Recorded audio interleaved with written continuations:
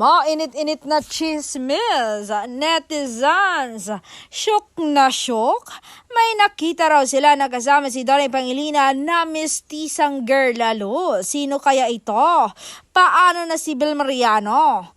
Bago tayo pumunta sa pinakamainit na chika, huwag kalimutang mag-like, mag-comment at mag-subscribe para updated ka sa lahat ng Donville News.